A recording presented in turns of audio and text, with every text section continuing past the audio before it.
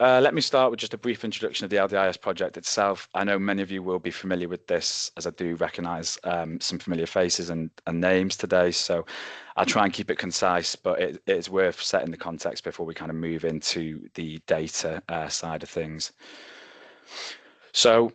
The NHS Improvement Standards were first published in 2018, and they form a key part of our national effort to ensure that people with a learning disability and autistic people receive safe, equitable and person-centred care across all NHS services. And they're intended to help organisations measure quality of service and ensure consistency across the NHS in how we approach and treat people with learning disabilities, autism or both. So the 4 improvement standards against which trust performance is measured cover sort of respect and protecting rights, inclusion, engagement, workforce, and specialist learning disability services. And while the kind of first 3 standards are universal and applied to all NHS trusts, the 4th applies specifically to trusts that provide services commissioned exclusively for people with a learning disability and or autistic people. And together, these standards help us understand whether trusts have the sort of systems, the skills, the culture needed to deliver the outcomes that people with a learning disability, autistic people and their families kind of expect and deserve. And when a trust is compliant with these standards, it shows not only that they've got the right structures in place or the right processes in place, but it also shows a sort of commitment to ongoing quality improvement. It's hopefully not just a ticking box exercise, but sort of it's about working continuously to sort of improve pathways, experiences and outcomes for the people who rely on these services.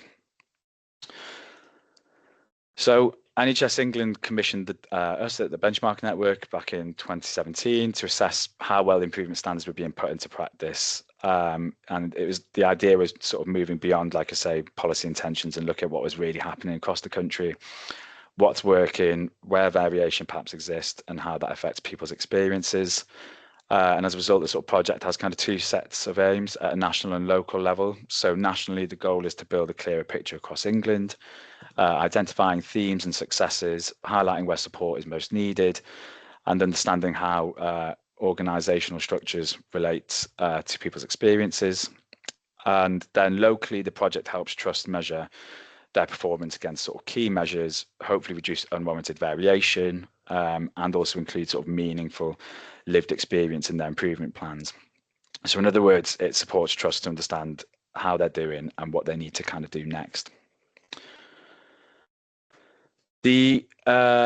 This slide is just a kind of visual overview of the improvement standards and the areas that contribute to each one. You can see we've kind of got the 4 main standards, and underneath them are like sort of secondary drivers or the improvement measures. And these are kind of specific areas that contribute to achieving each standard. So for respect and protecting right, this includes things like making reasonable adjustments, learning from deafs, protecting people's liberty.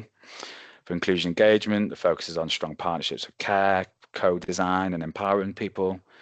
The workforce standard looks at having the right staff, proper training, and sort of managing pressures. And the 4th standard, the specialist learning disability services standard, covers kind of community-based support, reducing over medication, and sort of minimising restrictive practices. So looking at the project itself, it's open to all acute community mental health and ambulance trusts, and it aims to collect data from 4 different perspectives. We have an organisational sort of survey reviewing activity, workforce, organisational structures and processes. We have a patient feedback element, which is about understanding the experience people with learning disability have as they use NHS services. A staff survey, understanding staff skill, confidence and support when providing care. And a sort of friends and family survey, which is about understanding the experiences and views of relatives and carers. And sort of taken together, these kind of 4 data sources enable sort of triangulation. And what we mean by that is it allows findings to be compared and validated and contextualized across organisational, staff, patient and carer perspectives, hopefully making it easier to sort of spot priorities and hopefully also drive real improvements. And I just want to flag that triangulation is something I will be kind of returning to sort of throughout the findings today. So in terms of the data collection, how do we actually gather the data, which covers these four perspectives? Well, if you cast your minds back, data collection for year 8 opened on the 3rd of November 2025 and closed on the 31st of March 2026. And we have this year sort of 6 data collection elements, which helped us gather this data. So first, like I mentioned, an organisation level data collection completed for the trust by a nominated executive learning disability lead, but perhaps with the support of data analysts and other staff. Secondly, we had the online staff survey, and this was completed by staff members occupying any role who have experience of working with patients with learning disability. Thirdly, we have the 7 sort of regional patient focus groups facilitated by colleagues at LD England, and this has sort of become a relatively established aspect of our data collection now. With it being the 2nd year we've done this, and I think this sort of lived experience has helped ensure sort of patient voices are sort of front and centre, and does kind of give us real examples of what works and what doesn't for people with a learning disability. The 4th element was an online patient survey. This was completed by people with learning disability over the age of 18 who accessed care in the last year.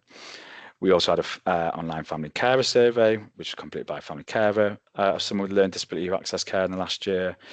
And the 6th data collection element, which was new to this year and was more of a pilot, was the pilot clinical case note review, where participating trusts reviewed between 5 and 10 clinical case notes of patients with a learning disability seen by the trust during the last year.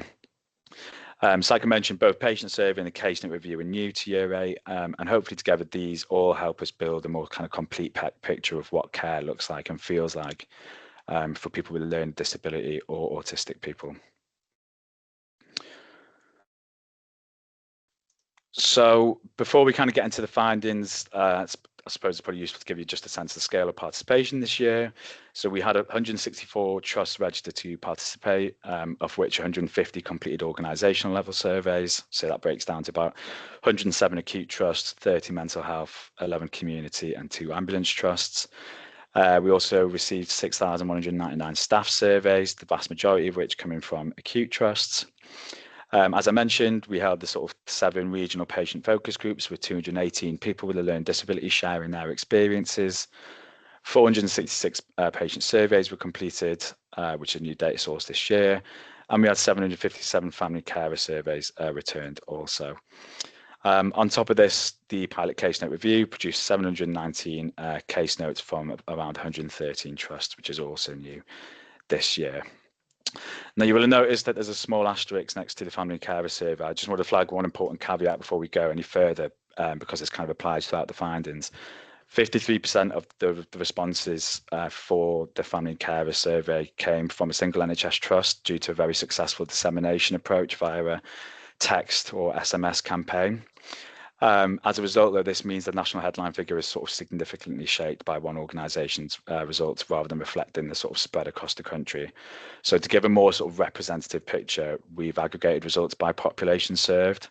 And wherever I present the family and carer surveys findings today, I'll be showing the all age trust figure, which removes that concentration and gives a sort of more balanced view across the country. So it's just worth it bearing that in mind before we move on to the findings.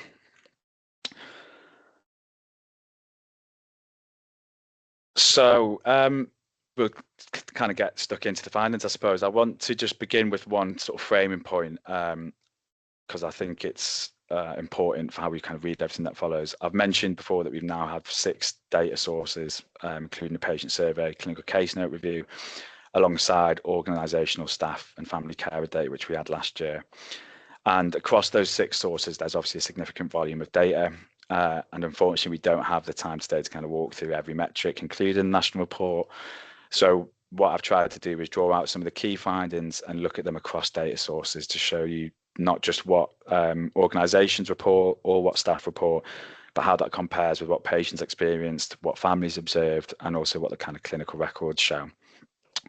So on each slide at the bottom, there'll be a chart, but there'll also be a kind of call out strip, which kind of be drawing in figures from different sources. And these provide, like I say, an important context and where relevant, highlight where the picture perhaps looks different depending on whose perspective you're looking at.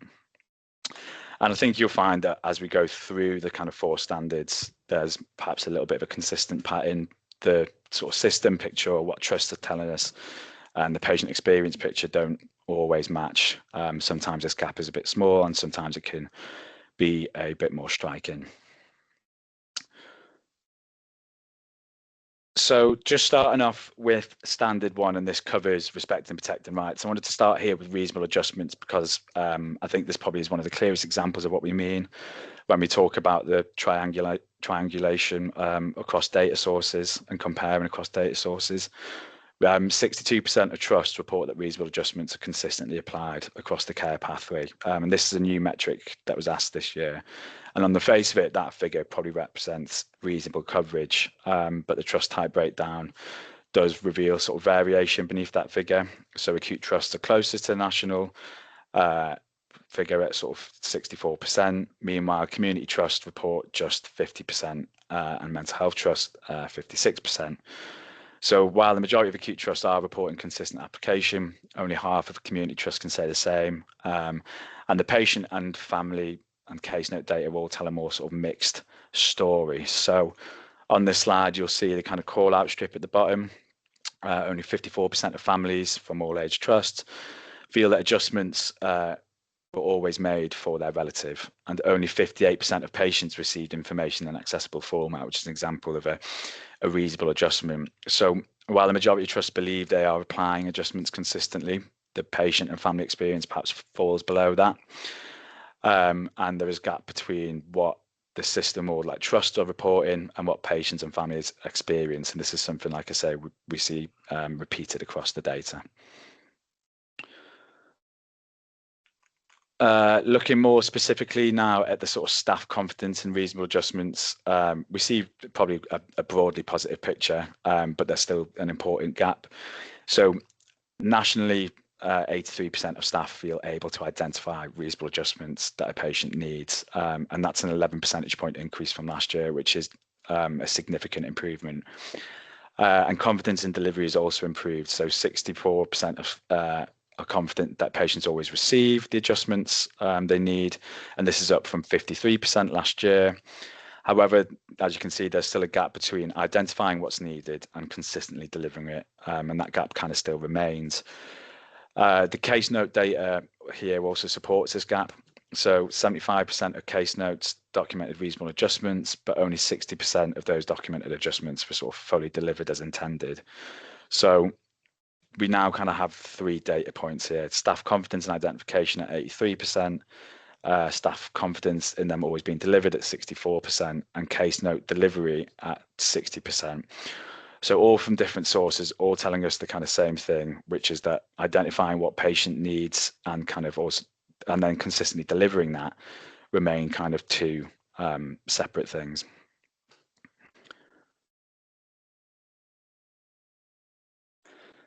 The next slide sort of brings together the flagging and sort of identification picture. So we found that 70% of trusts reported they can identify people with learning disability on waiting lists. 74% of staff report having an electronic identification system in place. And while those kind of figures sound reassuring, only 27% of trusts have the reasonable adjustment digital flag fully implemented in their EPR. So there's a significant gap between having some form of identification and having a consistent standardized digital flag in place. And I suppose the case note data does show a sort of the consequence of that gap, I suppose. So we can see that 40% of case notes had no hospital passport present at all, and a further 4% had one present but unused. So that means about 44% of notes reviewed had no effective sort of passport, despite 96% of those notes correctly identifying patients as having a learning disability. So trusts are recording the sort of status of the patients, but that information is not consistently traveling with the patient. And it's probably highlights that the identification is happening, but the follow through with these reasonable adjustments perhaps isn't. And then just looking at the kind of trust breakdown for this particular chart, community trusts probably show the most progress in implementation. So while only 27% are fully implemented, 64% are at a pilot stage, which is the highest of any trust type. Mental health trusts do lead on full implementation at 36% compared to 25% for acute trusts. So while there's a kind of gap to full implementation and it remains kind of significant across all trust types, you could argue things look probably a bit more promising in community and mental health services compared to acute trusts.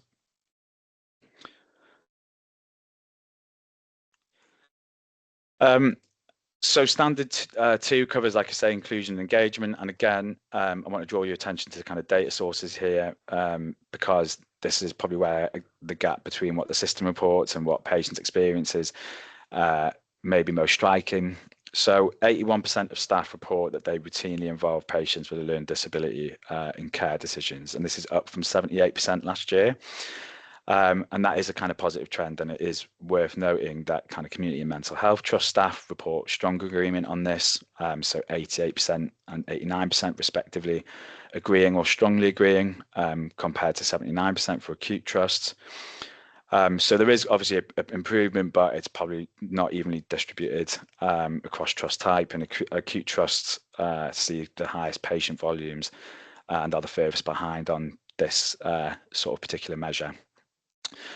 But the kind of patient case note data show the picture from the other side. So only 57% of patients felt staff listened to them, 65% felt things were explained clearly, and 58% of families from all age trust agreed staff explained things to their relative clearly. And just this final figure here, the case note figure, is probably the most striking, is that 23% of case notes had no documented evidence of patient involvement in the decision at all. So while 81% of staff report routinely involving patients, the patient, family and case note data all tell a slightly different story.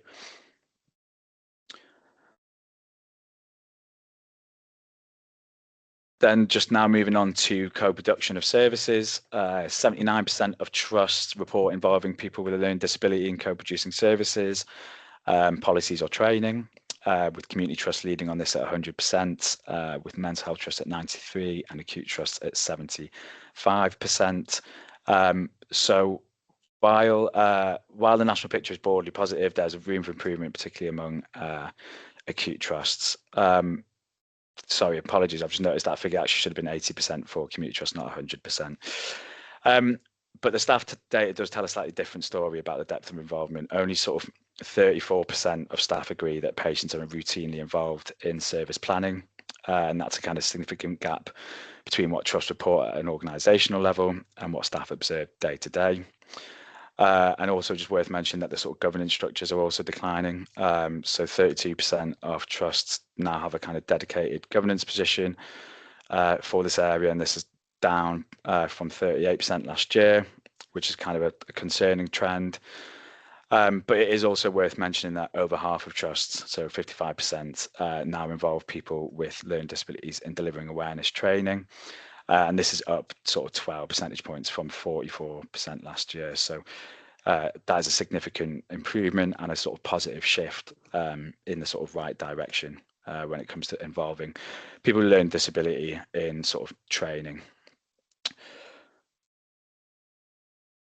So just moving on to the ask, listen, do and rights communication. 79% of trusts have an ask, listen, do process in place for gathering feedback, concerns and complaints, with community trusts at 100%, which is the highest of any trust type.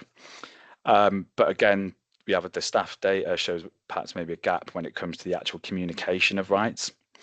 So only 42% of staff say they always inform patients and families of their rights, despite 80% of trusts reporting that accessible information about rights and services is available. So what this kind of is showing is that the process is there. We do have that accessible information about rights and services available, but having it in place and applying it sort of consistently with every sort of patient obviously appear to be kind of two separate things, and there obviously appears to be a bit of a gap with that.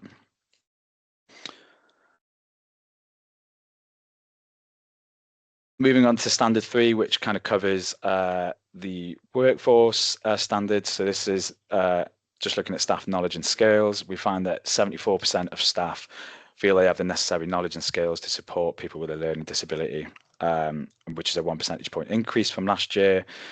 and 90% have received mandatory training on meeting the needs of people with a learning disability, which is also up from 89%. So this perhaps provides some foundation for that that sort of confidence. In addition, as we saw earlier, over half of trusts now involve people with a learning disability in delivering awareness training, which was up from 12 percentage points from 44% last year. However, what to note on this slide is that 11% of patients did not feel safe during their care. And while 11% does seem like a small percentage, it's still quite significant. And that figure sits uncomfortably alongside almost near universal training coverage at 90%. So it's perhaps an important reminder that training and confidence don't sort of always automatically translate into patients consistently feeling safe or having a safe sort of patient experience.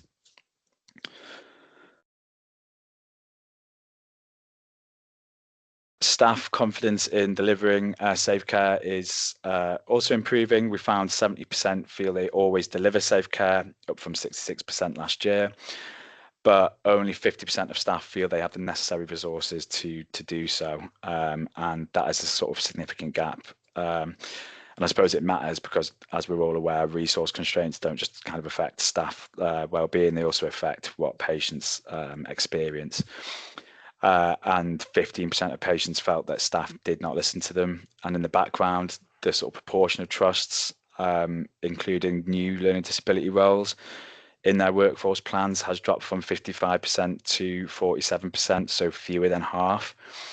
And I suppose without investments in sort of new roles, the improvements we are seeing in sort of staff training and confidence may be kind of difficult to sustain going forward.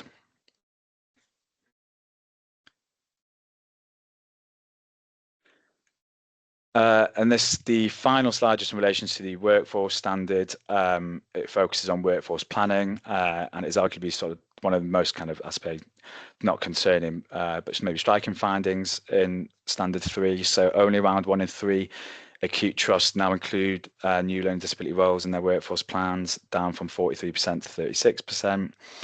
Nationally, the figures dropped from 55% to 47%, and mental health trusts are the sort of only trust type holding strong with 85%. In addition to this, the median sort of whole-time equivalent for registered LD nurses has fallen. So now 0.1 whole-time equivalents per 100 patients with LD flag, down from 0.2 last year. And meanwhile, 2/3 of staff can access sort of specialist LD support when needed. So I suppose that is a bit of a positive or a stabilizing factor, but the trend in workforce planning is kind of pointing in the wrong direction. The short-term picture we're seeing on training and confidence, which we saw in the previous slides, is positive, but the long-term picture when it comes to workforce planning is less so.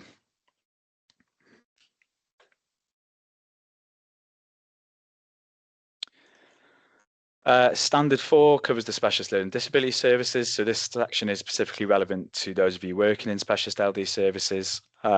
We found that 70% of specialist trusts offer crisis support, which is down slightly from 73%, but still significantly up from 52% back in year 6. So the trend remains positive, even if there's been a small step back this year. However, only sort of 50% provide intensive support 7 days a week, which is a 7 percentage point decrease on last year. That is quite a noticeable decline, and that's probably one worth monitoring given the kind of broader direction of travel towards kind of community-based care. On the positive side, for the specialist learning disability services, we found that discharge monitoring has improved significantly. So 93% of specialist trusts monitor, now monitor target and actual discharge dates, which is up from 84%. And 90% have in-reach protocols for LD admissions to universal mental health services, which is up from 80% reported last year. And in addition to this, 58% of specialist service staff agree or strongly agree that their trust has developed effective sort of community support. So there is some positive figures there in relation to crisis support and community services.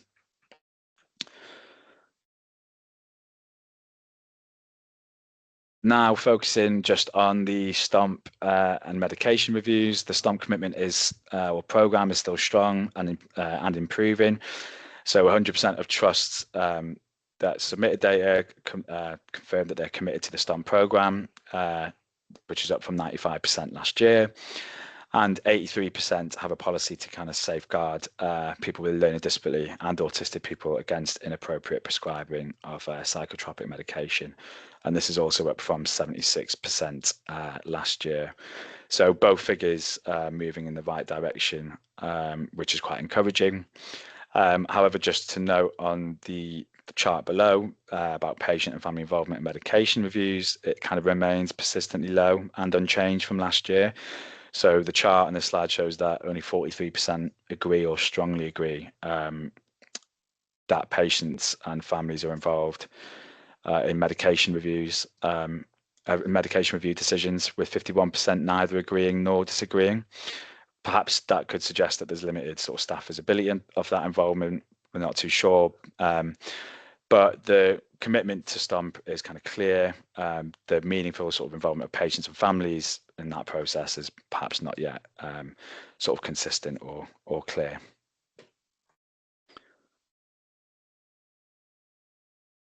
And this is just the final slide in relation to Standard 4, and I just want to spend a moment on, because two important measures have seen perhaps maybe significant drops in a single year, both from above 95% last year. So the percentage of trusts which hold risk assessments for all of the individual physical restraint techniques taught to staff has fallen from 97% to 88%. And restraint reduction programs have also fallen from 98% to 90%. And these are not sort of marginal changes. They're quite significant drops from what, again, was almost sort of effectively universal coverage. On the positive side, individualised behaviour support plans have increased from 93% to 96%. But looking at the chart below, we see that 58% of staff have been trained to reduce restrictive interventions. And this figure has been sort of relatively static for the past kind of 3 years. Perhaps maybe just be clear in the slide, we're not really in a position to definitively say why these figures have moved in a single year. It may just reflect changes in who participated this year compared to last. It may reflect workforce pressures or other factors, but I think obviously the size of the decline in both cases certainly does sort of warrant some attention. So that's kind of everything we've got from the quantitative side of things. I just wanted to now turn on to the kind of patient focus group findings and briefly touch on these, because this is where the quantitative picture I've just kind of presented is reflected back to the kind of experiences of people with a learning disability. So this year we held 7 regional workshops facilitated by our colleagues at LD England, which will be expanded upon by Sam in a bit. We had 218 people with a learning disability take part and share their experiences of using NHS services over the last year. We asked participants about kind of 4 areas relating to dignity and respect, communication, access to appropriate care and support, and inclusion of family and support networks. And in total, we received 893 sort of experience of cares or comments of experience of care. And these were analysed, and the majority of which we found were positive at 67%, but 25% of these sort of comments were negative. We also received 172 suggestions for improvements to NHS services from these focus groups. So just briefly looking at the themes that emerged across the 7 groups, communication, listening and understanding attracted the largest number of comments with 278 in total, followed by sort of respecting rights, dignity and safety coming in second with 231. We also kind of received 44 comments on sort of wider experiences, the majority of which, like I say, were sort of negative comments with 77% there. And also about 40 comments on sort of positive experience and what good care looks like.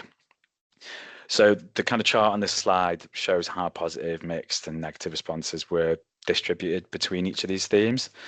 And it's worth noting that kind of across all these themes, there were both positive and negative experiences being shared. It's not trying to be a uniformly critical picture. People did share what good care looks like. And I think those examples are just as important because it shows what's achievable. They're just as important as perhaps some of the negative things that were flagged.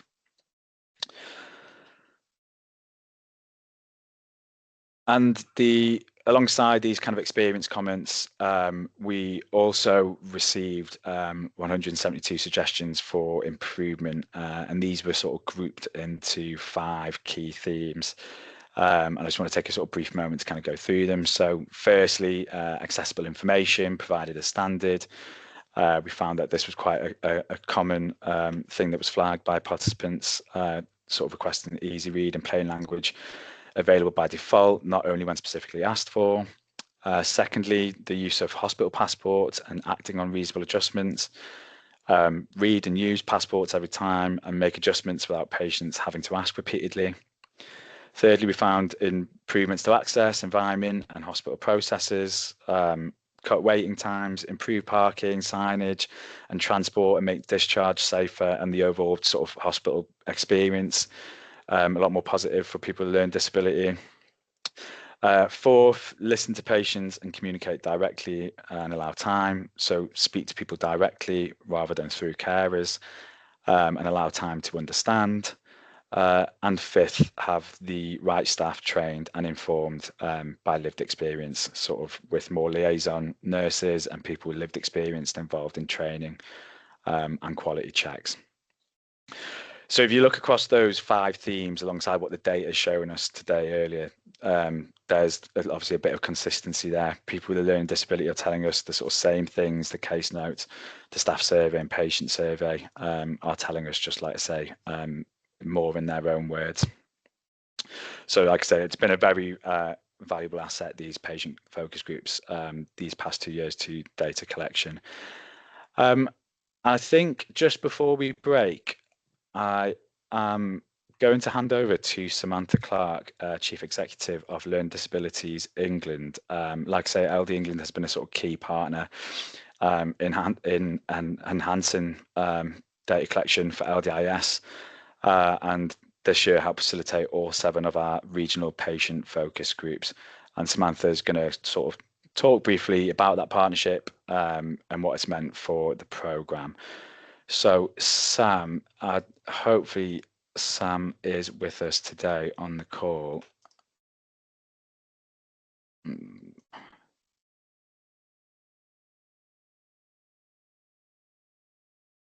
It doesn't look like Sam. Oh, Sam is, I can see Sam.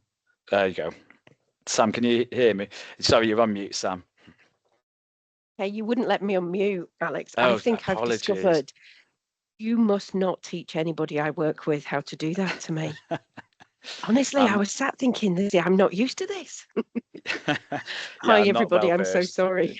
I'm not well versed when it comes to setting up Teams meetings. Apologies, Sam. No, it's not a problem at all. They've let me unmute now. Hi, I am Sam Clark from Learning Disability England.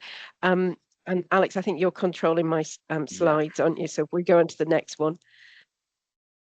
Just a tiny bit about Learning Disability England. So it's a membership organisation, and we exist to help make life better for and with people with a learning disability. So a lot of our work is about bringing people together and being led by what's important to people with a learning disability. But what we tend to do is support others' work, celebrate what's working or other achievements, and then only lead where it makes sense. Alex, if we have the next slide. And so I mentioned our members. Our members are about 209 organisations or groups, and they range from some very small community or user-led organisations, some of whom have been part of this work. Alex just talked to you about, or I'm going to talk to you about in a second, and a whole range of individual members. I will shamelessly say to any of you, if you're not a member, think about joining. And Alex will go on to the next. Brilliant. So we're going to start. I want to start because, as I said, we very much, as an organisation, we bring together people who work in the system, they're family members of people with learning disabilities and learning disabilities themselves, and people with learning disabilities themselves, but we seek to be led by what's really important to people with a learning disability. And part of the reason Learning Disability England has been connected with the NHS benchmarking work for the last couple of years and to the standards from the beginning is because of what Cameron says. And Cameron works at Dudley Voices for Choice, who were one of the organisations part of this. But if we play the short clip from Cameron, we're going to hear from him more in a second as well. Oh, sorry, Sam. Make a start there.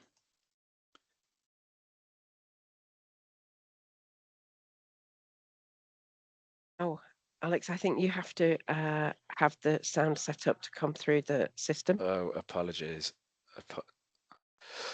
Bear with me. I'll just... Obviously, first I'm trying to do this. Let me just see if I can get this to work.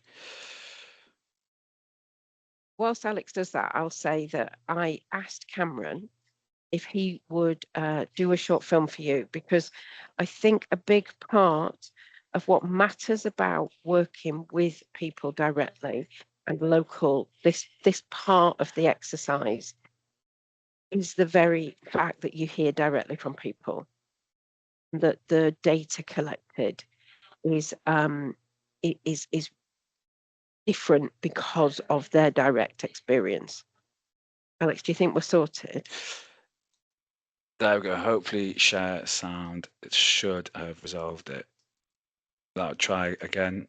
That would listen to. I think that's the problem that is wrong with the modern iteration of the NHS. People with learning disabilities are so rarely listened to, even though the NHS has self-lived experience teams and teams within teams about people with learning disabilities. Yet I haven't seen a single person from one of the teams have a learning disability or feel confident enough to speak about learning disability, not in medical jargon.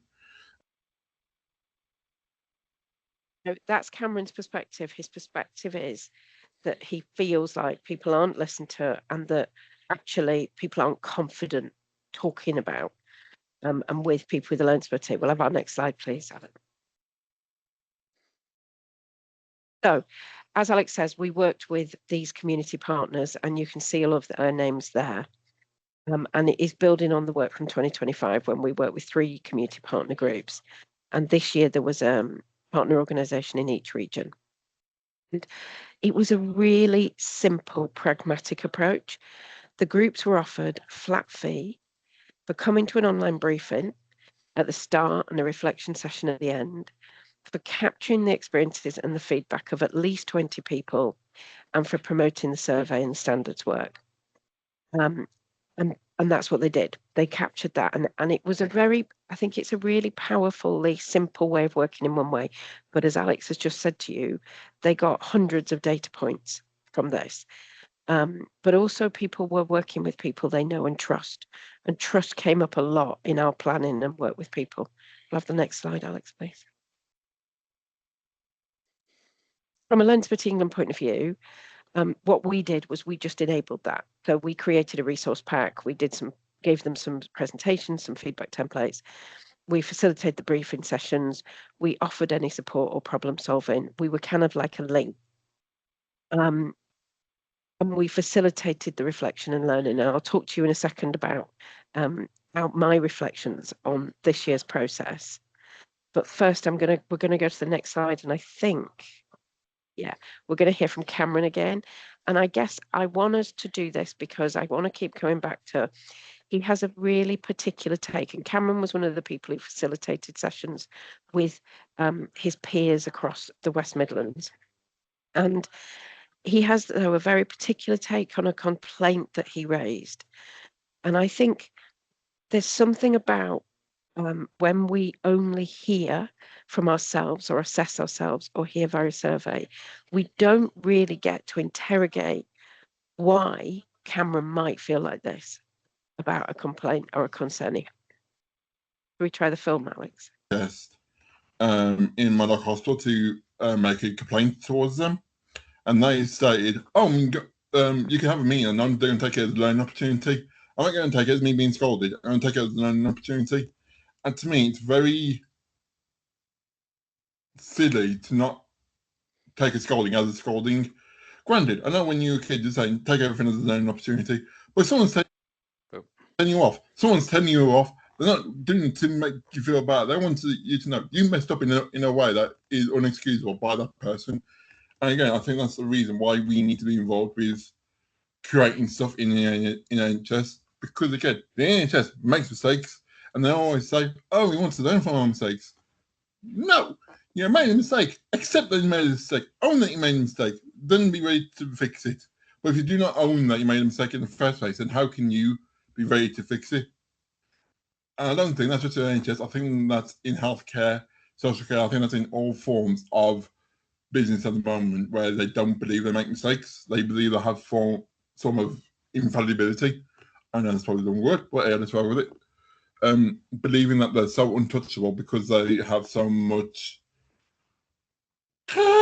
about them, and they don't. Everyone can be touched in one way or the other. Believing that you can't be touched is again a lie. So, what I say to you people in the benchmark is look to those that are learning disability and employ them. Make sure it is paid employment, because again, people with learning disability deserve to get a paycheck at the end of the day. We don't just need to be the people that you go, yeah, let's make sure they're volunteers.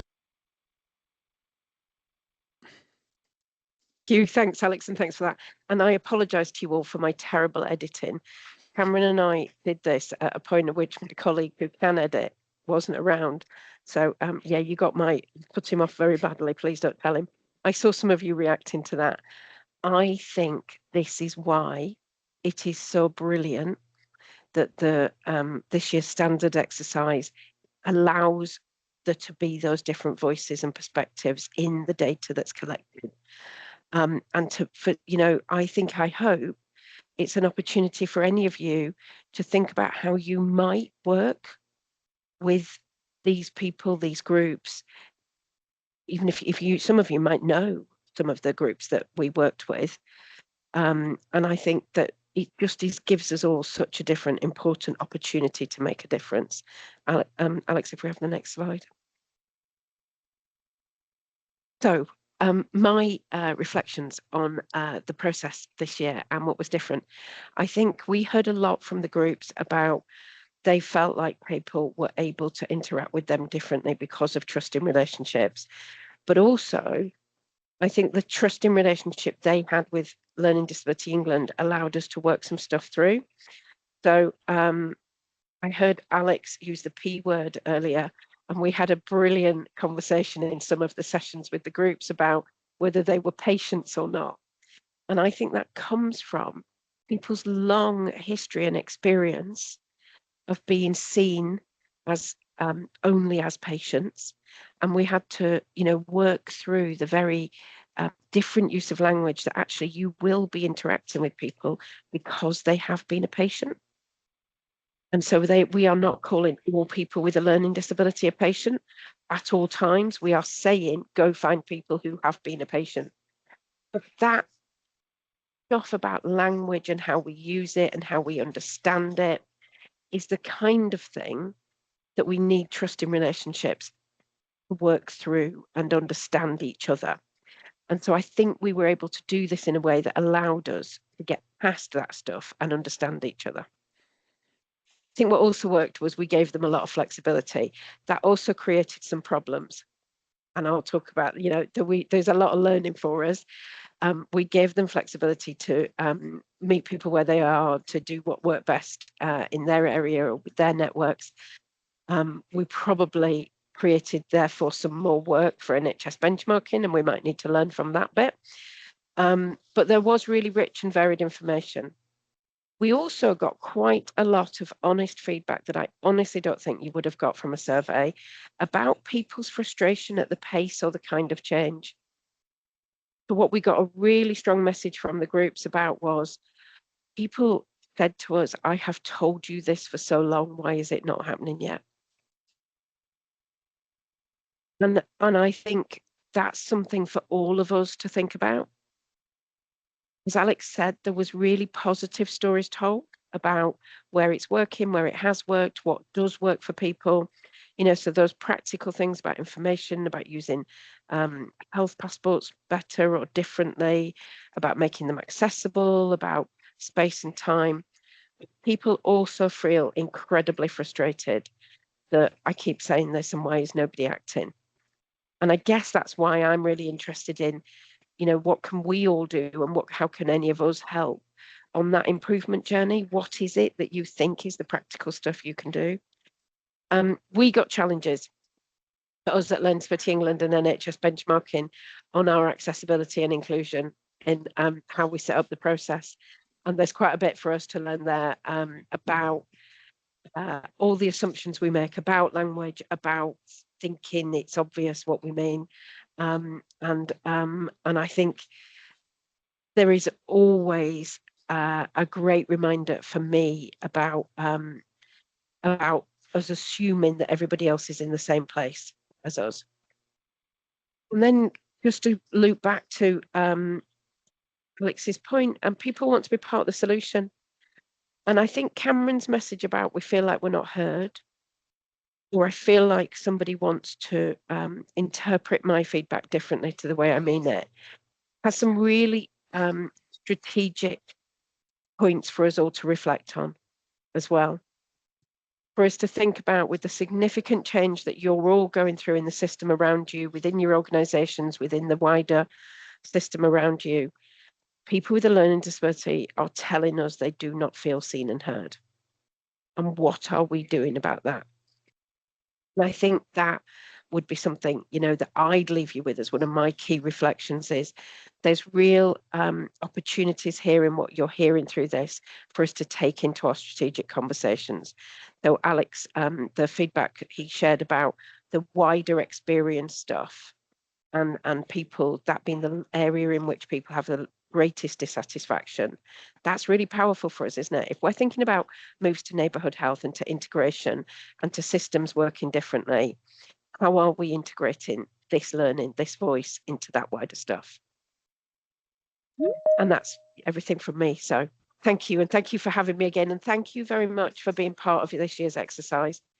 I think it was important for the groups that took part that they knew that so many of you were doing this, because at this time they are feeling like people are getting lost, and knowing that trusts are still committed to this process and this learning is a really important message for people. And I guess if I was representing my colleagues, I would say, please do use the learning. Brilliant. Thank you so much for that, Sam. Always great to hear, I think, your reflections from this exercise. And like I say, it's become just a really quite valuable part of this data collection since the pilot last year. And it was also great to hear from Cameron, albeit from some dodgy video editing. Apologies as well for the minor technical difficulties. We did get there in the end. So yeah, thank you, Sam. Like I say, welcome back, everyone. We're now going to kind of move into our shared learning section of today's event. We've got 3 trust colleagues who will be sharing the improvement work they've been leading on locally. And this is also one of the parts of the event that I find is always the most valuable, and it's kind of hearing directly from teams on the ground and hopefully giving you the opportunity to take ideas back to your own organisations, or even to connect with colleagues facing similar challenges. I can see, I've not had a chance to fully digest or read the chat, but I can see there's a lot of great sort of ongoing discussion going on there. So please keep that up while we sort of move into this next section. So our first speaker is Stephanie Alexander, a clinical educator in the complex needs team at Mid Yorkshire Teaching NHS Trust. And Stephanie is going to talk us through how Mid Yorkshire has integrated complex needs into the division of medicine to improve access, escalation and care for people with learning disability and autism. So Stephanie, over to you. Hopefully you should be able to unmute. I should have resolved those technical issues. Brilliant. I can. Thank you so much for having me. No worries. So you've got the presentation, haven't you? But I'm going to bring my notes up as well, just to have on the side.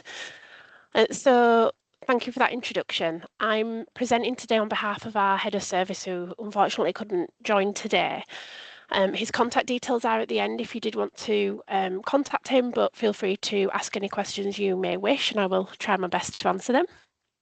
So, as it was just mentioned, we moved from sitting within a clinical division into the division of, corporate division into the clinical division of medicine. So it brought on quite a few challenges, which have been very effective so far in making some quite significant improvements. So I've got a few slides here that we'll go through today. Can I have the next slide, please? Thank you. So the aim of the improvement plan really was to move from quite a variable corporate-led approach to a clinically integrated, consistent model of care. So we recognised that there was quite a lot of variation out there, and that people with learning disabilities and autism were not consistently receiving equitable care, as has been previously mentioned in this meeting, especially relating to access and escalation of reasonable adjustments. So what we wanted to do was aim to improve that quality, safety and equity, and do that by strengthening clinical integration and ensuring patients were identified and supported earlier. Ultimately, what this did was it moved from that variable corporate-led approach model to something that's embedded into day-to-day clinical practice, and that just becomes the norm for our clinical colleagues out there. Next slide, please. Thank you. So you can see here the steps that we took here and how we, so what we were actually aiming to achieve. We first of all wanted to really push through that transition phase and embed what we do in the division of medicine. So we were more removed from frontline care previously, and it limited our ability somewhat to influence clinical decision making. So even though the team every day going out there into clinical departments, the fact that we were one step removed as a team, it did create some barriers. So we moved into clinical division so that we could influence clinical decision making and respond quickly to risk that was brought to our attention and that we were aware of through different meetings we might sit in, and that improved. Sorry, that also led to us wanting to improve access to the service and introduce clear referral and triage processes, making sure that escalation was directly linked to clinical teams. The goal here was to be closer to where the actual care happens, on wards, in the ED and alongside clinicians. So I've just noticed a little comment there about learning disability nurses. I fully agree, and that's something that we have done as a team. So 2 of our 8 clinical nurses here are learning disability nurses, but we also cover all different complex needs. So I fully agree with that, and I think it's a very good point to make. Yeah, thank you. And next slide, please. Lovely, thank you. So what changes we implemented? So firstly, we made the move and we embedded that within the clinical governance and operational structures. So we integrated ourselves into existing structures that were there and lined in with the senior leadership team rather than following into a ward dynamic. We kind of bypassed that, and we introduced the formal triage process and referral process, which made sure it aligned with other division of medicine services and gave clear prioritisation of patients who might need to access our service. We established clear escalation pathways with direct links to clinical teams and MDT processes. We embedded multidisciplinary working with closer collaboration with ward teams, ED and other specialties. And we shifted to a pathway-based working across the care settings. So you can see that path from ED presentation going to an inpatient and then to an outpatient setting. And we have created quite a rigorous triage process that we use whenever we get new referrals, which I imagine my head of service Richard would share for anyone who is interested. You can email him his email address is at the end. So the key change when we moved into DOM was that it aligned us with operational flow across the trust.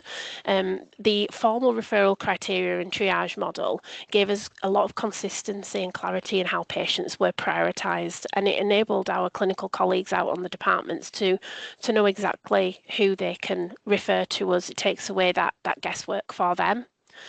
So we also developed clear escalation pathways which linked to MDT processes. Again, it made sure we were working really closely with clinical teams. So it wasn't just a structural move in terms of us moving from corporate to clinical. It actually redesigned our operational workings, which has been really effective so far. Lovely. Next slide, please.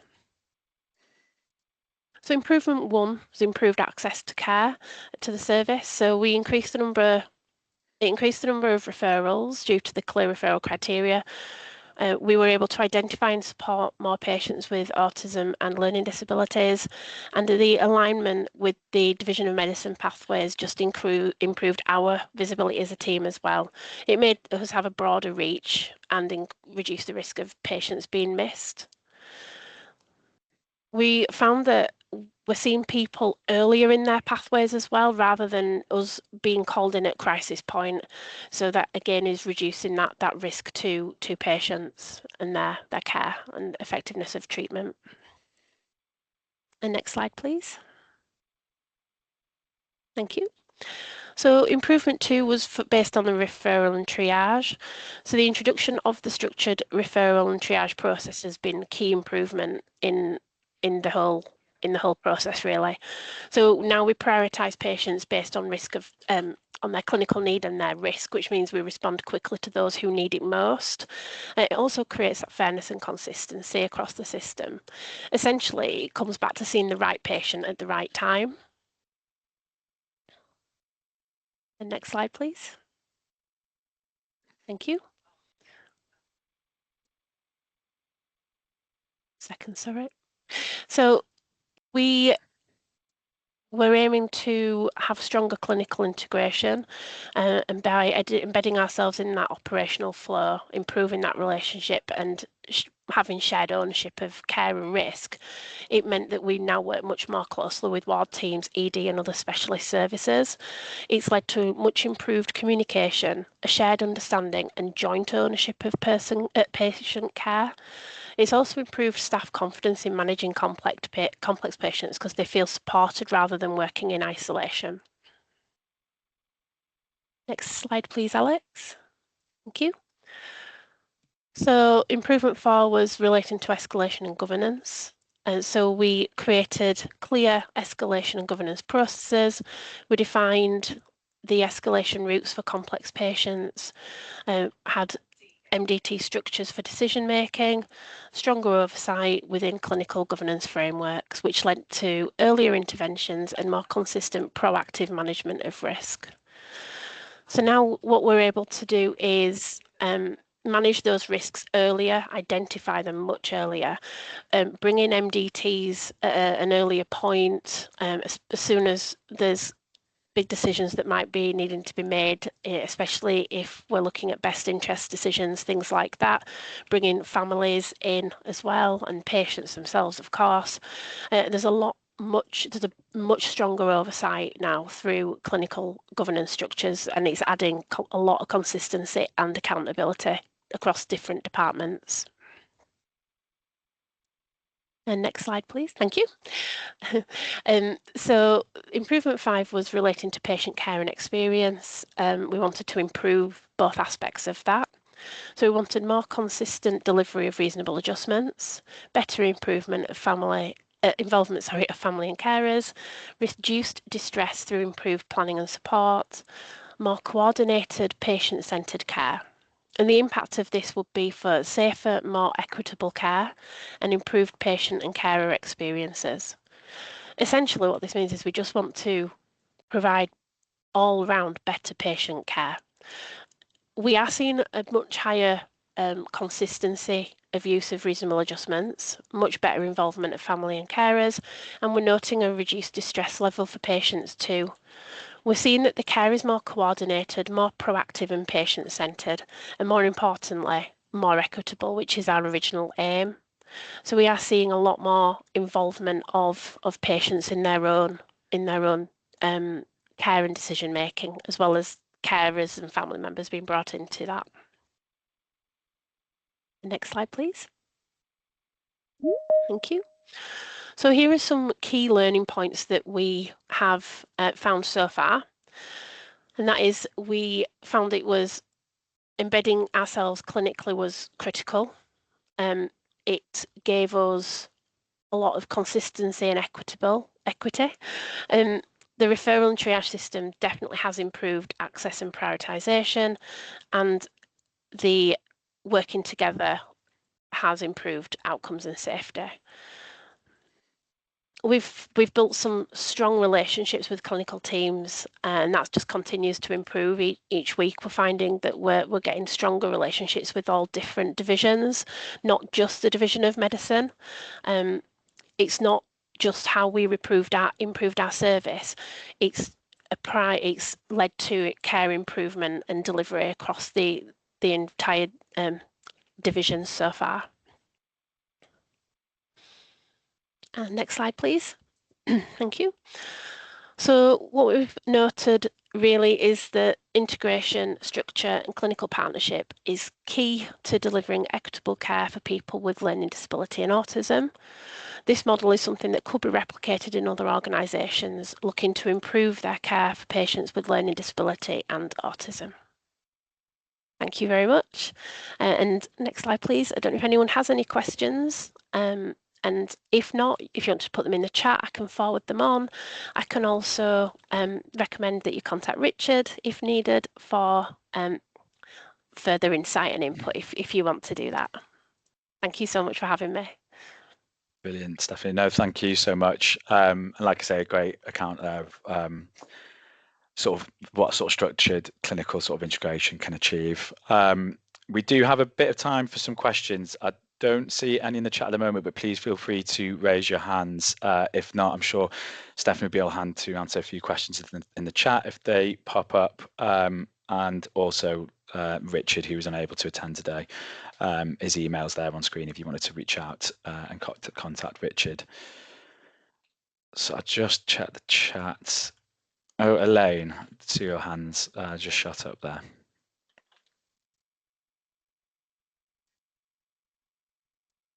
Oh, I need to allow you to unmute again. Sorry about this. Apologies. That should hopefully have resolved it. Elaine, can you unmute now? Yeah, hello. There we go. Hello. Hello. I'd just be interested about your triage process and sort of how does it work? What do you look at in that? So we get our referrals through either we've got two ways. We've got ICE or Alertive where they can message us. So we keep like a spreadsheet database of all of our patients across all of the complex needs. First thing we do for learning disabilities is every single patient with a learning disability, we get an email every day to say that who we have with a learning disability flag admitted. Every patient stays on our records during their admission, and we check them at least weekly and up to daily if indicated. So the triage, what we do is we look at clinically if there's any barriers to their healthcare being provided. So whether it's due to fear, agitation, they're so clinically unwell that there's barriers to them getting treatment that they need. So we review them and assess where they are medically.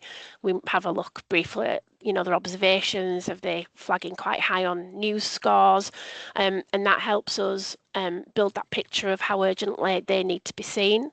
If you want that sending through, if you email Richard, we can probably share that triage process with you, yeah, and anyone else who might be interested in seeing it. But we basically have a little check through people's records and see how urgently they need to be seen, and we decide whether they need to be seen same day, essentially next day, or everyone gets seen within 48 hours, and then after that, it's up to weekly interventions. Yeah, just one more question, if I can. You said you Of get course. emails with everybody with learning disabilities. Is We do. that an electronic, auto-generated email yeah. via Yeah. their flag? Yes, that's right. Yeah. Yeah. Okay, thank you. No worries, thank you. Brilliant. Thank you, Elaine. Anna, I saw your hand come up next there. Thank you, and thank you, Stephanie. Absolutely great presentation. I guess Thank one of you. the questions I've got is, in terms of the data which has underpinned the quality improvement work that you've done, what's had the most impact, and what have you been, you know, happiest to see that sort of upward downward trajectory with? So I think one of the biggest impacts that we have noticed is quite a lot of positive feedback that we've received from both staff and patients and their family members about the level of support that they're receiving. We are still fairly early days, so it's still emerging data. But I'm sure Richard again will be happy to share any trends that he's been able to pull through so far. But we've had a lot of physical feedback provided to us, and we've seen a lot of patients. We've had experiences of patients who have been very significantly unwell, and by the process starting, us being involved much earlier, we've also seen significant positive outcomes in physical health treatment being provided and health improvements for patients. But yeah, if you want like hard figures and things, please feel free to email Richard. I'm sure he's got some data somewhere. Brilliant. Thank Thank you, you. Stephanie. Thank you, Anna. And I'm just conscious of time, so we'll just take Patricia's question, because I see your hands up there, Patricia, but there's a few just things in the chat as well, which I'll just mention after Patricia's asked her question. Yeah, thank you so much. I applaud the work that you're doing there. And I'm just interested, a few kind of questions that I have is, how big's your team? Do you cover peds and adults? And if you do have that small team, how do you support that single point of failure to ensure that when you don't have that cover, let's say bank holidays, weekends, when you have those complex needs patients, somebody's on annual leave, do you see that change in, let's say, care? And then how are you supporting that model that you have to empower your clinical teams and your nursing teams to drive those standards that we would hope as an MDT worth reaching? Thank you for that. So yeah, the out of hours is a good question, because we are, with it, like I say, being a small team, there are 10 of us in the core team, and that includes myself as educator, that includes the specialist nurses who do the bulk of, you know, the going out. I'll go and see patients around the needs of the team. We do have almost a pattern of working to make sure there are enough staffing on a daily basis, so that if something happened urgently, we are able to prioritise and support each other, and focus on people based on that clinical urgency to hopefully avoid that point of failure occurring. Nights and weekends and bank holidays, we have quite a rigorous SharePoint page with lots of information, policies, guidance. We've got site managers who have access to a lot of information and tools that we have, who can essentially pick up aspects of what we do when we're not here, and they work 24/7. So escalation to clinical site manager is a big part of the out of hours backup. And then additionally, part of my role and my colleague Naz, as educator and quality improvement, is to upskill the staff and give them that confidence. We have, as well as taking part in the Oliver McGowan programme, we have our own internal complex needs training, which is mandatory for all clinical staff members. So all of our staff have training on the very basics, at least, for all of the complex needs we cover. So we do a lot of staff empowerment to try and encourage that quality of care to be high level even in our absence. Hopefully that answers your question. Thank you. Yeah, thank you so much. No problem. Brilliant. Thank you, Stephanie. Thank you, Patricia. I've just noticed there's just the one comment in the chat from Karina, which got a few likes, and it would just be great to see the triage form rather than everyone sort of bombarding Richard's inbox with requests. So, Stephanie, if I just reach out to yourselves and Richard maybe after this meeting, and we could just share that post meeting as an additional resource alongside the slides. Would that be okay? Yeah, absolutely. Yeah, if you send that, if you copy me and Richard, and then I will get that sent through for everyone. Thank you. Brilliant, no worries. And there's a few questions in the chat, but I'm just conscious of time, so we'll just move on to the next sort of speaker. So yeah, thank you again, Stephanie, and the whole complex needs team at Mid Yorkshire. Our second speaker is Dara Shortall, a group lead for learning disability services at St George's, Epsom and St Helier University Hospitals and Health Group. And Dara is going to talk us through their work on patient participation and engagement. So Dara, over to you. Hopefully, again, shouldn't have any technical issues. Fingers crossed. Thank you, Alex. No worries. Good morning. Hiya. My name's Dara Shortall, Group Lead for Learning Disabilities for St George's, Epsom and St Heliers. So we cover 3 acute sites. And I've been asked to speak about our work around patient participation and engagement. So, Alex, if you're happy to move on to the next slide.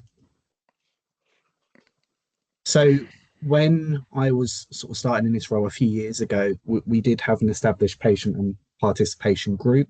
Often we found there was variable attendance, quite low attendance, and it was a regular cohort of patients. And often sometimes we'd be talking about similar issues or same issues, or sort of concerns from people who use our services. So we also recognise there were some limitations around sort of that approach. So we wasn't reaching a wider audience, and we was mindful about the amount of patients we support and the limited feedback we'd often get from them in terms of their experience of using our service. So that, I suppose, brought us on to look at how we could approach it differently. So Alex, if you're happy to move on to the next slide. So in terms of the new approaches we took, we'd go out to the community and reach services that were already established and networks that were already there. And I suppose there's some benefits here in terms of what that brought to us. So we was able to reach a broader range of individuals with a learning disability. So often we'd see those coming into our in-house events, that there'd be those with a mild to moderate learning disability, not necessarily reflecting our patients with a severe and profound learning disability. The benefit of going out into established groups as well is there was increased engagement, so there's more people to speak to. We were speaking to people who wouldn't necessarily attend a patient participation group that we was running in the hospital. And also, I think there was an opportunity, I suppose, around informal conversations. So some examples was us going into tea and cake sessions that were established in local community groups, which allowed for a bit more of an informal discussion and open conversation about their experiences. And I think it brought up, I suppose, several different sort of work streams for us as a result of that, and a greater understanding of what we do and what we can do to support patients coming into the hospital. And yeah, I mean, I've mentioned already, but access to them established networks. So making sure we're covering a wider demographic and geographical area, which was really beneficial for us in terms of what we could take back to make improvements and turn them into actions, I suppose, for our LD population. I suppose the benefit of that is the established groups. There are different areas. So we was linking in with healthcare services, social care, voluntary sectors, and our independent sector organisations too. So I was able to get a real sort of rich and widened discussion going on and feedback that shapes our services. And I'll come on to some of the work that came from that. Alex, if you're happy to move on to the next slide. So there's just a few examples, I suppose, in terms of the forums or services that we access. So we had the Parents and Carers Forum, they seem to be particularly helpful for those with a severe and profound learning disability, where patients couldn't necessarily provide some verbal feedback in terms of their experience, but also we're super mindful of the direct support and advocacy of parents and carers as well when they're accessing our services. I've already mentioned about the tea and cake session, so go into a space that was quite informal, allowing people to opt into discussions if it was helpful. And then I suppose bringing on some more work as a result of that, which I'll go into shortly. We also have quite well-established services locally that offer day services too. So some workshops there around sort of their experiences of coming to hospital, what's working well, areas we need to improve, but also hearing directly about experiences from people firsthand. And I think the benefit as well that I saw is we'd often get feedback that we wouldn't necessarily get through our in-house sort of patient experience groups, which was really beneficial. And we'd hear from paid carers and unpaid carers too, which can be very valuable, I suppose, in terms of what their outlook and experiences are when they come into our services. But I suppose we also recognise the value of having those in-house sessions, so we still continue to run regular sessions in the hospital to make sure we get the patient sort of participation and engagement around what we're doing as a group and as an organisation. And the last example given there, I suppose, is the peer reviews of our services as well. And I'm happy to go into that a bit more. And actually, we have a gentleman called Nick joining us at the end of this presentation, who was just involved in our most recent one, who can tell us a bit more about that. Alex, are you happy to move on to the next slide?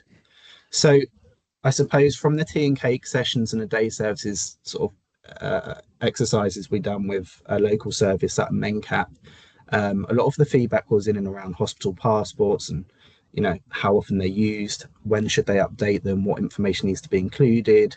They raised a few areas in terms of where they felt there needs to be updates around how patients express pain, what to do when they're anxious, etc. So we made some changes around the template that was already in place for our healthcare passports. And I'm sure many on the call working in acute settings will hear about all the different questions we get around hospital passports and why they're beneficial, how often should they be updated, etc. So we worked with Saturn MenCap they have an established film club there. So we co-produced a video with Saturn MenCap, which essentially tries to cover all of those frequently asked questions and gives a bit of guidance to people with learning disabilities and no support in them on what we need to include in there and the importance of them and their purpose. So I think with the time we've got, we won't be able to play the video, but I'm more than happy to share it with Alex afterwards to share around, or I can pop it in the chat. Alex, do you want to go to the next slide, please? So another service we've worked quite closely with is Advocacy for All. So some of the sort of workshops we ran with Advocacy for All brought about a lot of sort of concerns or issues surrounding how they access services, where they can get support for different areas. So this actually extended beyond sort of what the offer is in an acute hospital. At this point was able to involve primary care services and our community LD services too. And it eventually led on to a report that was done by Advocacy for All. So there's commissioned to do a report in terms of people's experiences around accessing healthcare locally. So there's a few quotes there in terms of the feedback from that report that you can see on your screen. Again, this is a report I'm happy to share with Alex that can be shared with others as well. But I suppose the reason why I've used this as an example is it sort of it then demonstrates, I suppose, that what came from initially a patient experience group and a workshop grown into something quite bigger in terms of engaging other health services. Both mainstream and specialist LD services being engaged in that discussion, and then having reviews of their services too from people with a learning disability. Next slide, please, Alex. And there's the last sort of example, I suppose, in terms of the work we've done with local organisations. So pictured there is an organisation called Nickel Support. So they was hosting a stand on Learning Disabilities Awareness Week at one of our hospital sites, St Heliers Hospital. So they're an amazing organisation. And Alex, you're more than welcome to circulate these slides as a hyperlink to their organisation in terms of what they do.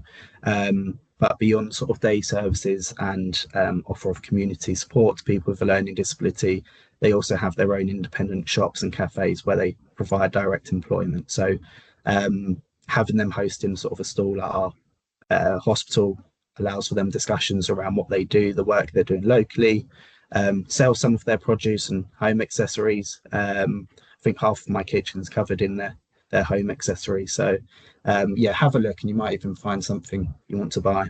And there's a lot more information about the great work they do on their website too.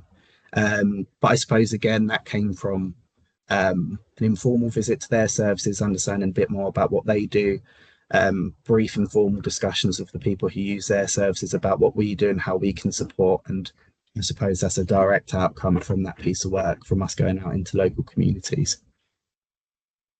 Next slide, please, Alex.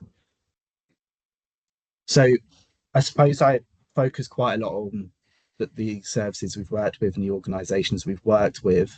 This is quite a brief slide, I suppose, in terms of outcomes that have come and actions, I suppose, directly from the feedback we've got from our patient participation group. So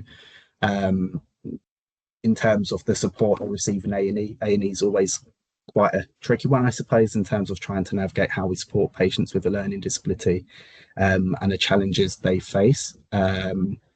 So one of the points were around priority triage and assessment for patients with a learning disability in A&E. So making sure from the point of arrival and their first point of contact from a clinician, we're really clear in terms of what additional support they may require and reasonable adjustments around that. The introduction of mandatory fields to our initial triage and assessment forms. So essentially clarifying, does the person have a learning disability, yes or no? And if they click yes, then it brings in its own sort of mandatory field for clinicians to complete. And the idea behind that is obviously to make sure we're providing the right level of support at the soonest opportunity throughout their hospital journey. The introduction of a group-wide learning disability steering group. So taking back the feedback we receive from these community meetings and engagement sessions directly into internal discussions, I suppose, with different divisions and services within our organisation. It's led to shared experiences. So our most recent local LD conference, we heard directly back from a mother of a patient who was able to give some honest feedback, I suppose, in terms of poor experiences, but also some positive experiences in terms of the support her son received whilst in one of our hospitals. And some other bits as well around, I suppose, in terms of making sure we're involving people who have accessed our services, attending our LD champion events, and the development of our peer reviews at different sites. Alex, would you be happy to go to the next slide? So we have a guest on the call. It was quite a last minute request, and Nick, the gentleman in the middle of that photo, is going to join us. Nick's come from Generate and he was involved in our most recent peer review at St George's Hospital. So instead of hearing further from me, it might be good for us to hear from Nick. So I was going to ask Nick a few questions. And Nick, I don't know if you're on the call. Alex, I'm just mindful he's joining with my colleague Emmett. I can pop. Yeah, I can see Emmett's in the call and should be available to unmute. Hello, there we are. Morning, Can Nick. you hear us? Hello. You can. Yeah, can hear you. Nick, thank you for joining. I just wanted to ask you a few questions, really, just so people on the call, particularly those from acute hospitals or those engaging patients with a learning disability and seeking their feedback. If we could ask you a few questions, if you're happy, and you're able to share sort of your experience around the peer review. Does that sound that'd okay? be good. Yeah. So the first question I have for you, Nick, is when you took part in the peer review, did you feel that staff listened to what you had to say? Yes, I did. The staff at the hospital in your team took a general interest in my NHS special interest and really engaged with me and took time to get to know me, which I really liked. Yeah. Thank you, Nick. And was there anything positive that came from the peer review that you can recall from sort of doing the the assessments of each areas? Yes, we had a nurse called Georgia from 9 Bevan Unit, and she was very engaged with our questions. She also went back and forth in the ward to make sure that she was giving us accurate information, which I really liked. And also the other receptionists from the post-operative team took time and an interest with our questions as well, which is really good. Amazing, thank you, Nick. And in terms of the review you done, can you think of any areas that weren't so good or where there needs to be improvements? I would say updated information needs to be told about other McGowan because we had one nurse who told us that the other McGowan training wasn't mandatory, and we also had on the another ward with the ward sister who didn't seem as interested in Learning Disability Awareness Week and was quite dismissive with us being there, which wasn't the best approach. Thank you, Nick. And why do you think it's important for hospitals to ask people with a learning disability what they think about their services? Because some people might not like unexpected changes, and it's also about taking a person-centered approach with the people that we work with. Thank you, Nick. And we're going to skip one of the questions and go to the last one because I'm just looking at the time. But if you could give one piece of advice to other hospitals or other services supporting people with a learning disability, what would it be? I would say that no two people are the same. Everyone is different. So take an interest in them and ask about their experiences and gather information and take time to get to know them. Thank you so much, Nick. Is there anything else you'd like to say before we finish talking? I would like to say thank you again for the opportunity. It's really made a difference for me. No, thank you, Nick. Amazing. Thank you. Alex, there's one more slide. It just has my email address, and if there's any questions, then fire away. Brilliant. Thank you, Dara, and obviously as well, thank you, Nick, for joining. I think really valuable to hear how sort of patient participation and engagement is being sort of put into practice, and I think it does kind of link quite nicely to some of the findings we covered this morning. I'm conscious just of time. If there's any questions, we'll probably take just one or two questions. I just need to allow time for our third speaker to present, and then we'll have the tool demonstration as well. If there isn't any questions going to be raised by hand, by all means, just pop them into the chat. I'm sure Dara will be on hand to answer them where possible. And if not, Dara's email is on the screen there. And there was the mention of just some additional resources to be shared. I think I'll reach out to Dara post-meeting and just get a hold of those, and we can share them alongside the slides and the triage form that I mentioned from Stephanie's presentation. Okay, I think if there is no sort of questions there, like I say, Dara just mentioned in the chat, he will be monitoring and can respond, so please feel free to put your questions in there. Our final sort of third shared learning speaker is Moses Dubé, a lead nurse for Learning Disability and Autism liaison team at Birmingham Women's and Children's NHS Trust. They'll be talking to us about how incremental changes have enhanced care and support for adults, CYP, children, young people and families. So Moses, over to you. Thank you, Alex. Thank you very much. And thank you for the opportunity to come and present. So I'm from Birmingham Women's and Children's Hospital, which Birmingham Children is a specialist hospital for children, and then the Women Hospital support adults through their maternity journey and also gynae services. So we just want to share with you the few things that we have done to try and improve the care and support for the people who access our services and what we have learned from them and things that we have done. Thank you. Next slide, Alex. So the aim of the quality improvement project really was to improve experience and outcomes for children, young people, and their families, and also the adults who attend the women's hospital.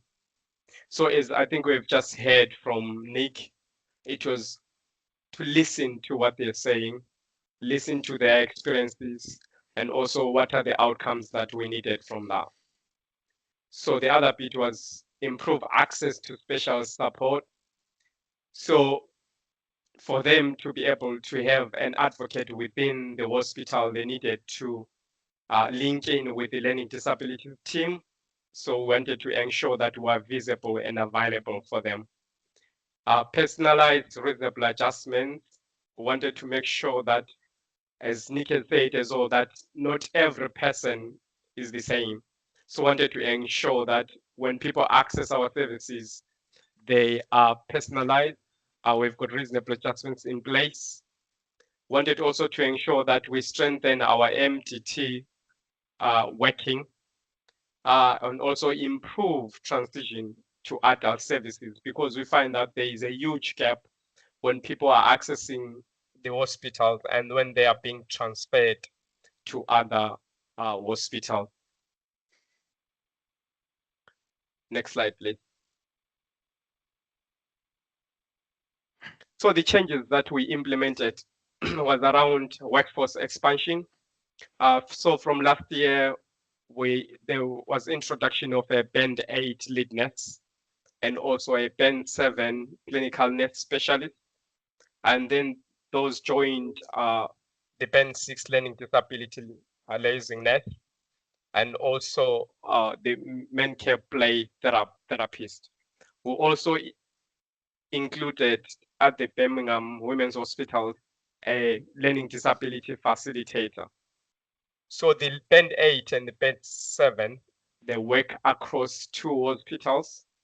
So before they were introduced, which means Birmingham Women's Hospital didn't have a learning disability, someone who has got specialized education in learning disabilities. And also the men care facilitator has played a pivotal role in their support because they are based at the Women's Hospital. Also, what we did last year was the introduction of electronic patient record, which is accessible to all clinicians at any given time. So that meant that you can be able to see patient's notes, you can be able to see anything that is being shared outside or internally of the organization. And then also reasonable adjustment flags are available in this system to make sure that everyone who is going to see the young person or the adult, they know what they need to be adjusted or what environment they need while they access the hospital. We also had hospital passports, which can be then scanned into the electronic systems. So our hospital passports is like a booklet, which is really easy and accessible. So it covers areas like things you must know about me, which include about the person, all about the person, and the medication information. Things you need to know, which is around communication, management plan, personal information, likes and dislikes. Things you should know about me, which is around daily routine and other information. And in that passport as well, which is a booklet, we cover any transition passport, advanced care plans, or epilepsy protocol. We also did a rollout on Oliver McGowan training. So we supported the ICB Oliver McGowan team by giving them our clinical educator to support with the training. So this enhanced in terms of when they came back to the hospital to support with that training, they already knew some of the things that needed to be improved.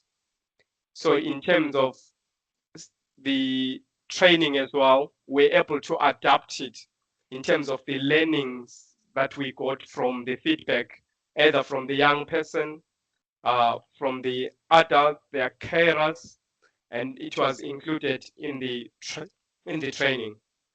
And together with the learning disability awareness training, which we're giving out to all staff, it helped to improve the staff awareness of how we should listen to people with learning disability and also those who care for them. And most importantly, listen to their views and their voices. And then in terms of improved staff awareness and referrals, staff being aware of the support and the team that was available to them, we're able to improve in terms of the referrals which were being done and also referred to the learning disability team. The referrals were done timely, and then which means we're able to triage them in time and also make sure that the plans were robust to ensure that when the person comes through into the hospital, they are supported as an individual. Next slide, please. Thank you, Moses. Apologies, I'm just going to interrupt you there, Moses. We're getting a bit of what sounds like an echo from your headset. I'm not sure whether, can I just politely ask just to check your headset? It seems to keep coming in and out with echoes. I think, should we just do a quick test? Okay. And then I'll just move on to the next slide, just because there's been a couple of comments and I just started noticing myself through my headset. I don't know if it's just a small technical issue, perhaps with your microphone. Okay. Is that better? Yeah, I think that's better. I think it may be the room you're in is perhaps creating the echo. So thank you for that, Moses. I'll just move on to the next slide. Thank you. So in terms of impact on practice, we have seen an earlier and increased referrals from the team. We have been able to triage timely and also plan for admissions. We do choice appointments, which means we support people before they come into hospitals. Because of increased awareness, parents and carers are able to directly refer to our team. We also do weekly MDT. We participate in MDTs to make sure that we advocate for the young person, for the adults and their carers. We also support the team in terms of understanding sometimes some of the reasonable adjustments which are needed for the young person. We also support in terms of complex discharge. We liaise with other hospitals. There was an incident, one of the complex cases which we worked with the Air Orthopedics Hospital to support a patient who was at the Birmingham Children's Hospital. And through what we have done and implemented, families feel heard and supported. Next slide, please.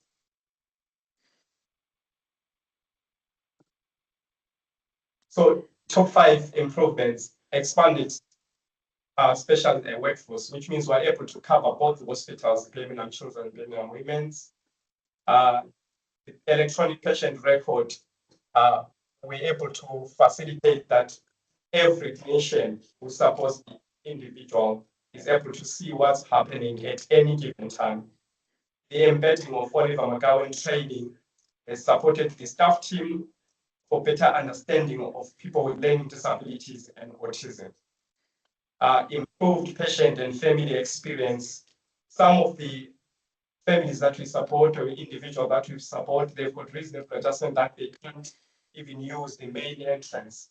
So we support them to use maybe the back doors or through the ambulance entrances so that they can afford some of the things which can be a trigger to them. Stronger transition to adult spaces. We have linked in with the adult hospitals like the UBH, Queen's hospitals to support those people who are transitioning. We've also found out that people within our hospital transition in different times. So some transition at 16, Those who are under cardiac, they transition around 18.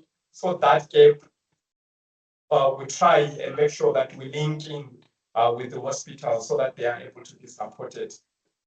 Next slide, please.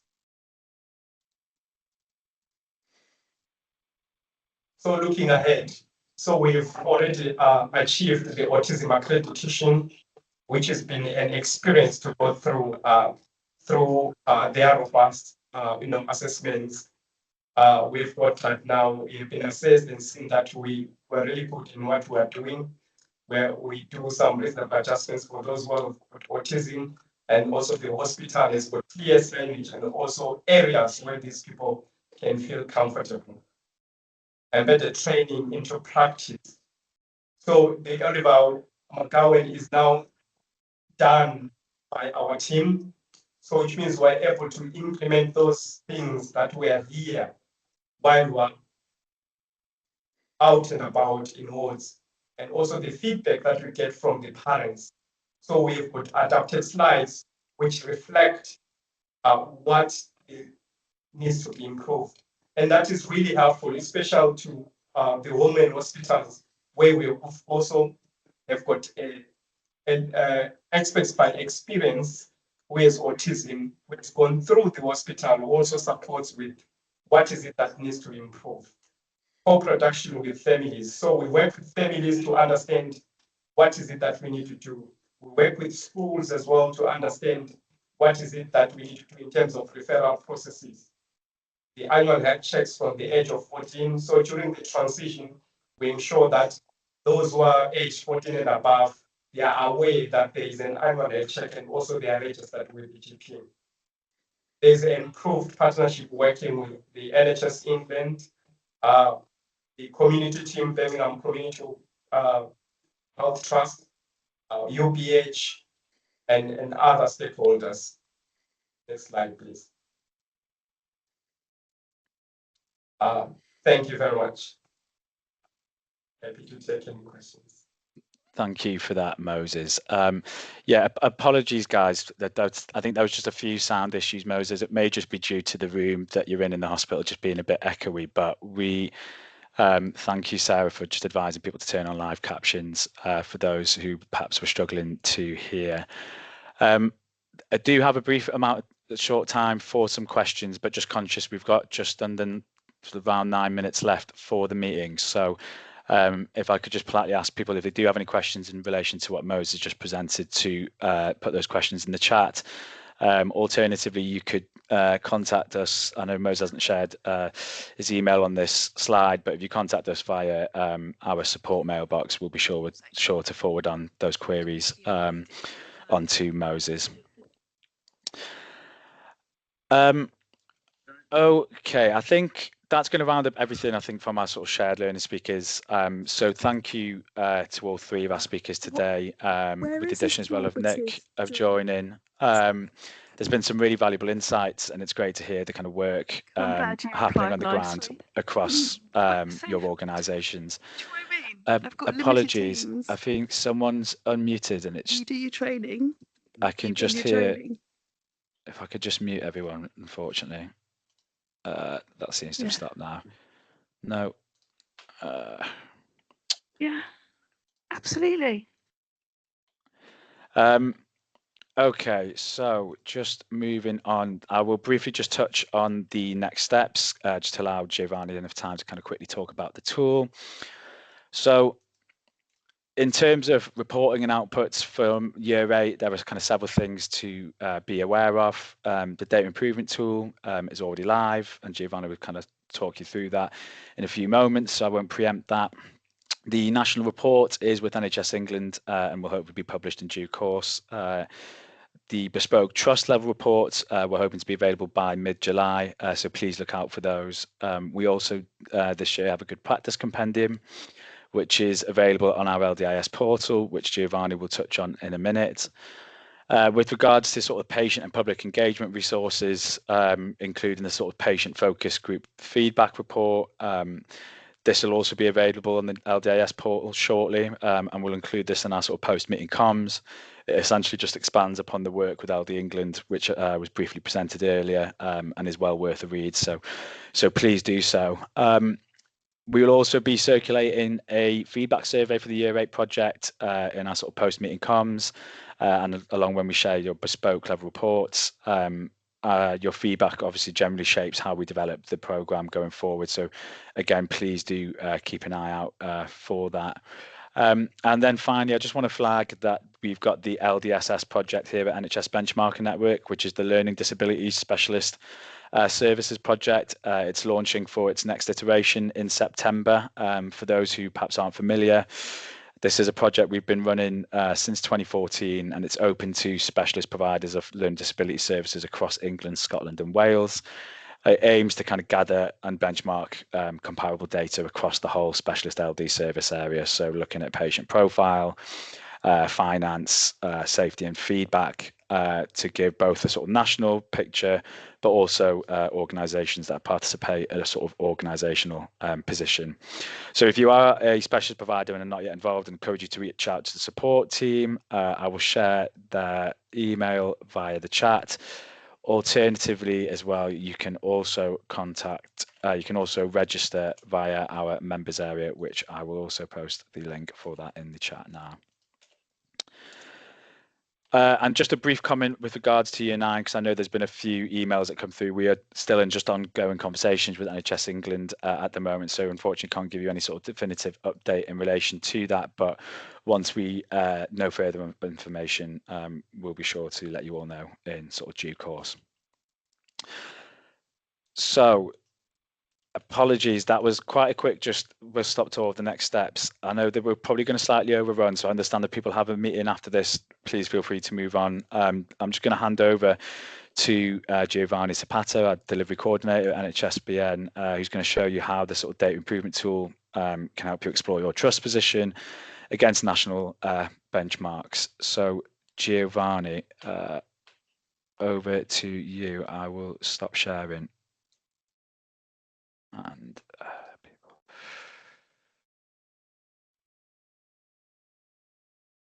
Thank you, Alex. There we go.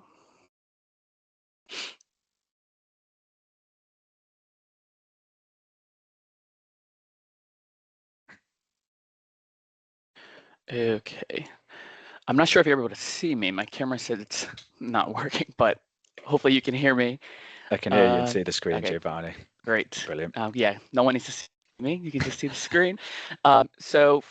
We sent out communications on that the Year 8 data on the data and improvement tool was launched in early June.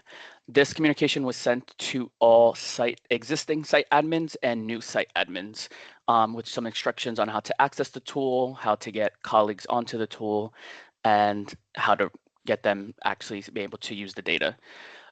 So I sent some couple of links in the chat that will help you access these sites.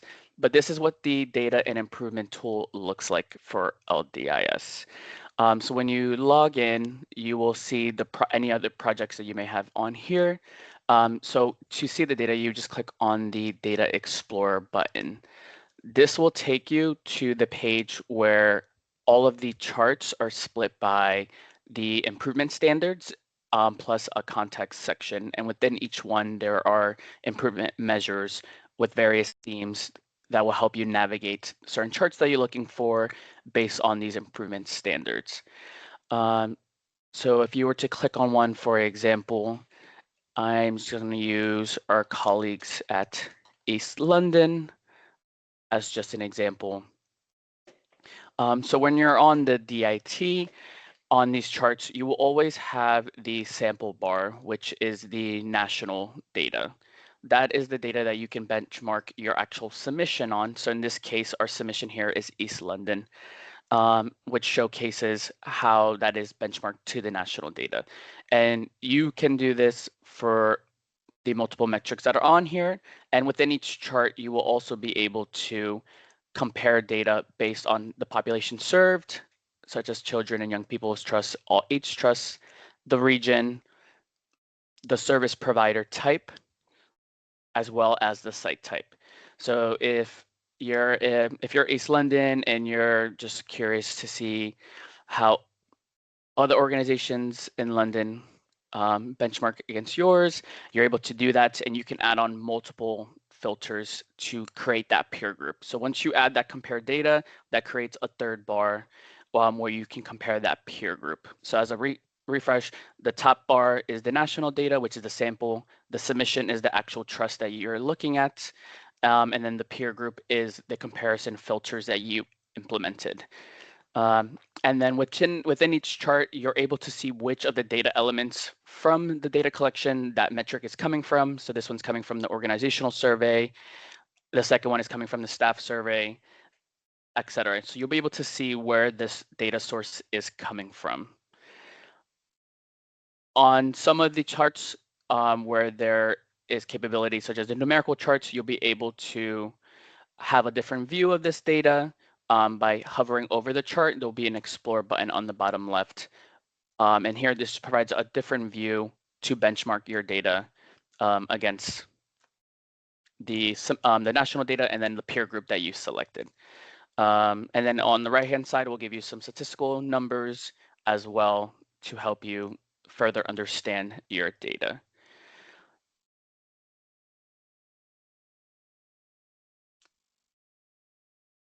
And lastly, if you would like any other information, if you just hover over any of these charts, they will give you the actual percentages for those answer choices as well.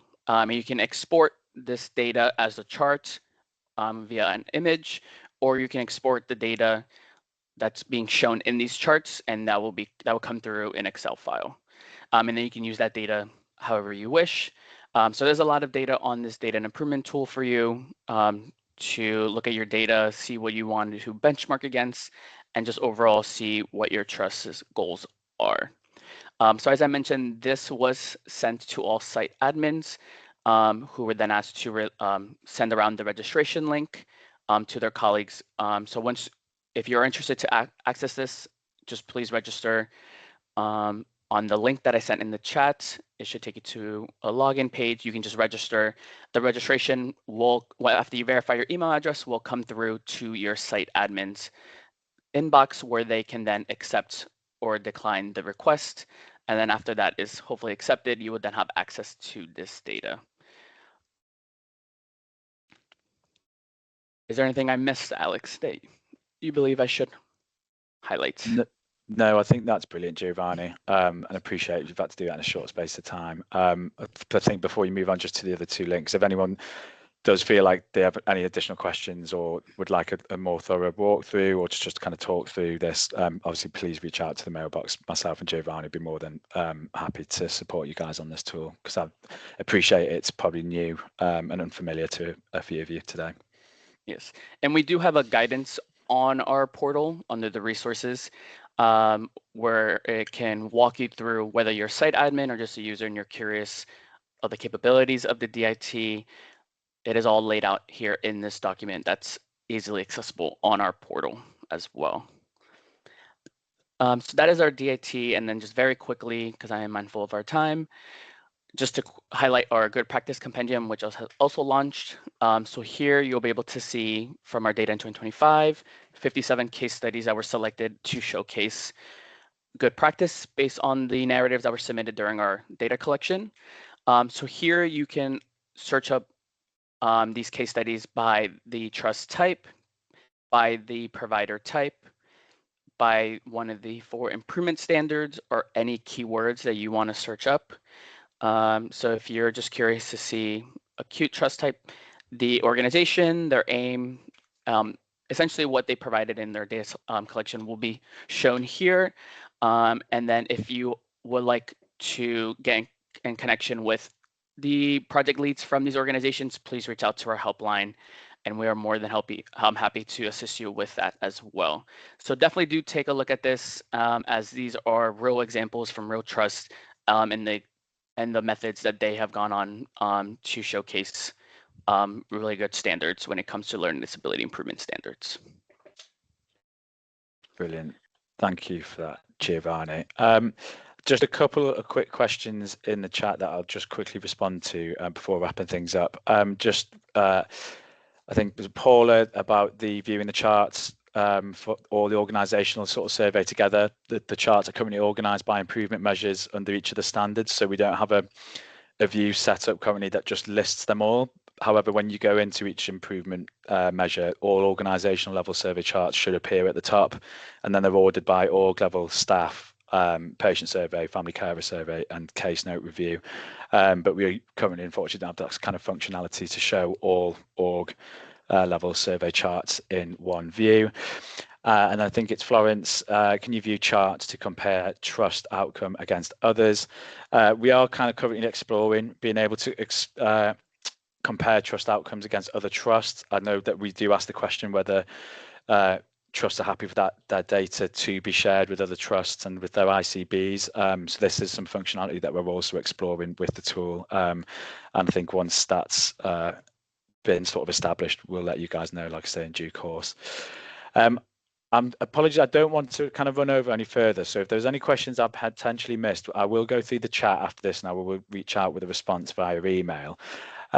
I think I just want to, like I say, thank you, Giovanni, for that walkthrough, and thank you all for joining us today and for staying on for those extra 4 minutes. I hope you found this session valuable.